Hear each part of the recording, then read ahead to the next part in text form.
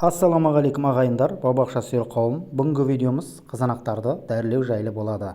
Видеоның соңына дейін қараңыздар. Видеоның соңында бір лайк баса кетіңіздер. Қолдау білдіріп отырыңыздар ағайындар. Мынау біздің бақшамыздағы қызанақтарымыз, помидорларымыз көріп тұрғаныңыздай өте әдемі болып гүлдеп жатыр, өте әдемі болып жеміс түйіп жатыр. Енді бұл қызанақтардың басты проблемасы осында жеміс түйгеннен кейін қарайып шіріп ағып кетіп жатады. Біз бақшамыздағы қызанақтарымызды қарайып шіріп ағып кетпеу үшін қызанақтарымызды дәрілегенбіз. Ол туралы видеоларымызда айтып өткенбіз. Сол видеоларымызда комментарияға сұрақтар қойып кеткен екен көпшілік. Немен дәріледіңіз, қалай дәріледіңіз, анықтап көрсетсеңіз деген сұрақтар қойған екен. Соған байланысты видеоны салып жатырмыз. Енді қысқаша айта кететін болсақ, қызанақтар гүлдеп тұрған кезде оның гүліне әртүрлі зиянкестер қонып, өздерінің жұмыртқаларын, личинкаларын салып кетеді. Сосын жеміс түйгеннен кейін жаңағы зиянкестердің жұмыртқалары жемістің ішінде қалып қояды.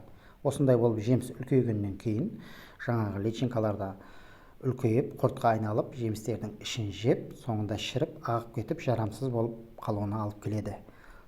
Сол жемістеріміздің жарамсыз болып қалмауының алдын алу үшін біз қызанақтарымызды дәрілеуіміз керек. Егер сіз бақшаңыздағы қызанақтарыңызды дәрілемеген болсаңыз, әлде де кеш емес, қалған жемістерін аман алып қалу үшін қызанақтарыңызды дәрілеуіңіз керек. Ол үшін мына экраныңызда көрініп тұрған жоғарыда Нурел деген препаратты сатып аласыңыз базардан. Осының 2 грамм тартып алып, 1,5-2 литр суға араластырып, қызанақтарымызға шама келгенше гүлдеріне жақсылап қалдырмай шашып шығуымыз керек. Бұл енді препарат дәріні кешкі салқынмен шашуымыз керек. Бұның иісі жаман болады. Кішкентай балдарды жақындатпау керек. Шама келгенше очки, маска, қолға қолғап киіп алып, жұмыс жасаған дұрыс. Көзге, ауызға түсіп кетпеуін қадағалауымыз керек.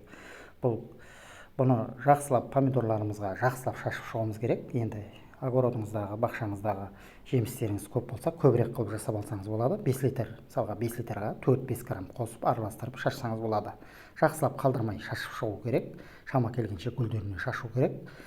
Кешкі салқынмен бұл ешқандай жемістеріне, ертесіне гүлдердің жаңағы тозаңдануына, жеміс түйуіне ешқандай зияны жоқ. Бұл тек қана жаңағы зиянкестерді, гүліндегі, басқа жерлеріндегі зиянкестерді өлтіру үшін шашылады. Жақсылап бір шашып шыққаннан кейін, 3 күннен кейін тағы да бір қайталап шашасыңыз, сосын нәтижесін көретін боласыңыз достар. Осы қызанақтардан жақсы жеміс алу үшін осы дәріні гүлдеп тұрған кезінде, дер кезінде шашып тұруыңыз керек. Осы енді қызанақтарыңыздың жаңағы шірімеуінің, шіріп ағып кетуінің алдын алады достар. Видеоны бір лайк баса кетіңіздер, каналға жазылыңыздар, тіркеліңіздер достар, қолдау білдіріп отырыңыздар ағайындар. Аман сау болыңыздар.